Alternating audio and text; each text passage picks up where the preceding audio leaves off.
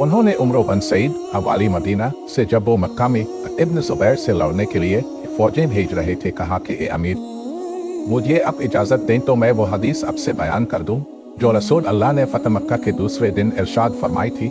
इस हदीस को मेरे दोनों कानों ने सुना और मेरे दिल ने इसे याद रखा है, और जब रसूल अल्लाह ये हदीस फरमा रहे थे तो मेरी आंखें आपको देख रही थी। आपने पहले या अल्लाह की हम्द सना बयान की, फिर फरमाया कि मक्का को अल्लाह ने हराम किया है, आदमियों ने हराम नहीं किया। तो सुन लो कि किसी शख्स के लिए जो अल्लाह पर और यौम आखिरत पर ईमान रखता हो जायज़ नहीं है कि मक्का में खून रेज़ी करे, इसका कोई पेड़ काटे।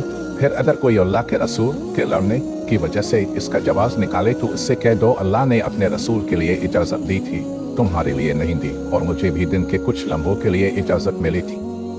आज उसकी हुर्मत लौट आई जैसी कल थी, और हाज़र वैब को ये बात पहुँचा दे।